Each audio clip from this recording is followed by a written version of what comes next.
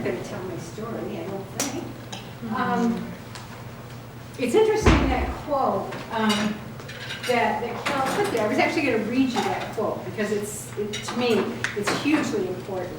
And that is to take traumatic material and transform it to life-affirming action is the highest spiritual practice.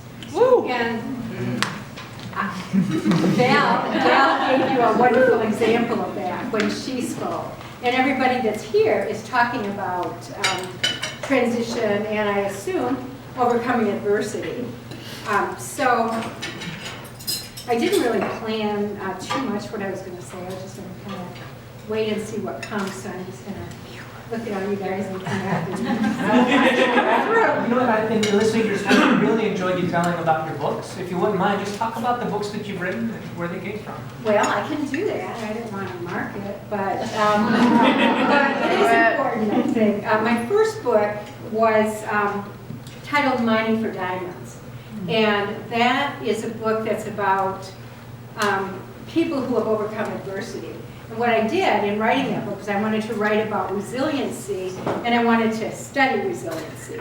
So what I did is I found 20 people who had started life with high levels of adversity, who were now flourishing.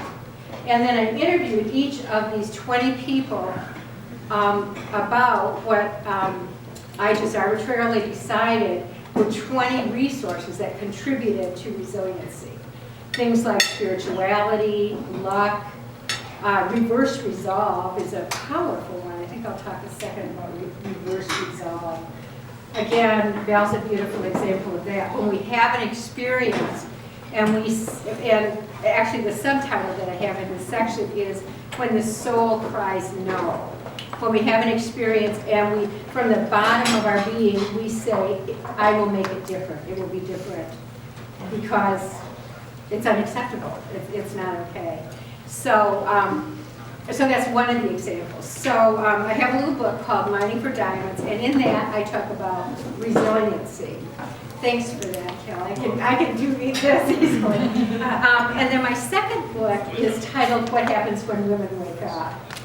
And interestingly, the title of that book was given to me by a psychic.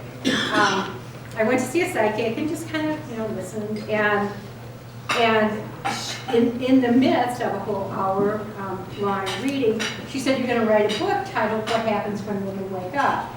And I just kind of took it with the rest of the information and didn't really think too much about it. Every now and then it would pop into my mind, and I'd go, did she really say that? Or did I make that up? Or what happened? But so one day I had, this is back in the days of cassette tapes, I took out the tape that she had given me, and I put it in my little Walkman. Some people probably don't know what a Walkman is.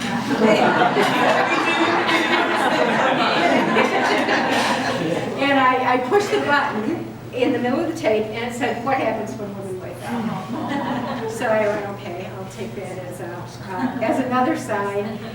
But still, I just kind of went on. And then I had an experience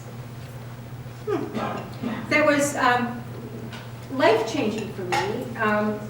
And that is, and this is something I still have a lot of strong emotion about, my granddaughter was born, and my only granddaughter, and her mother, I think, has some social anxiety and had a lot of difficulty, I think, because, and they live in Texas. So when my granddaughter was born, I was really denied access to her. Not because she was angry at me, but because she needed to kind of close in her own world.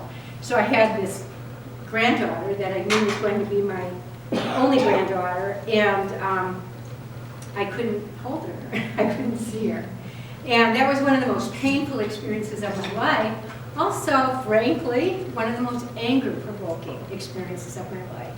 And I called my friend one day, as my friends have heard this story over and over because it was hard for me to work through it. It's fully worked through now.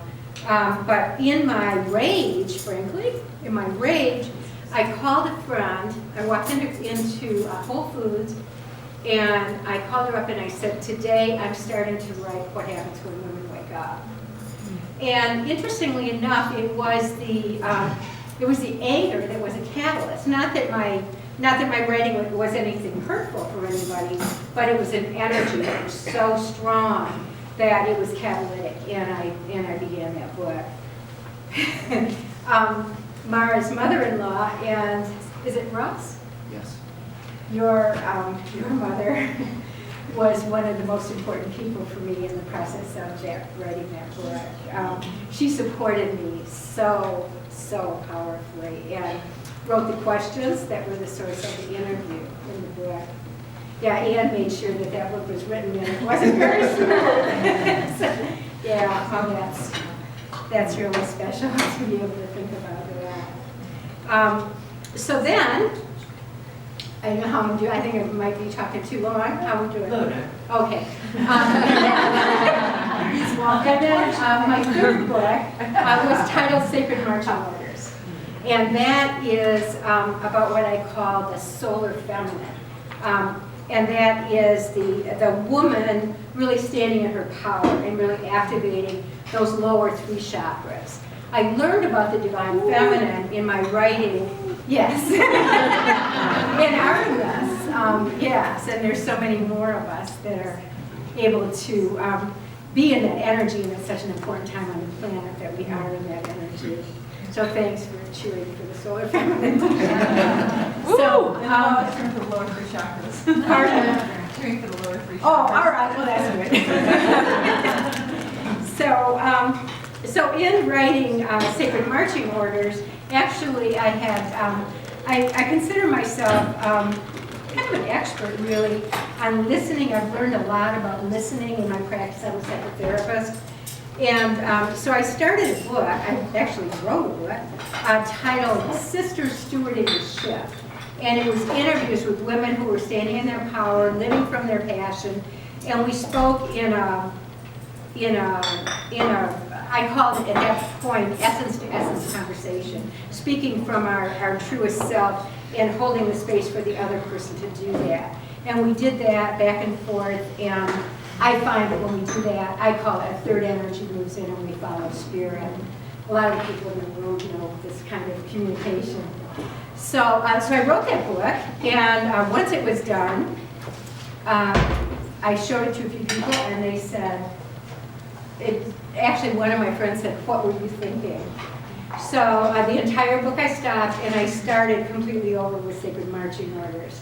And then when we had Lucia in town, she was my inspiration for that book. So I think I'm going to quit talking, because I guess now that I've started, I can keep going. That's enough.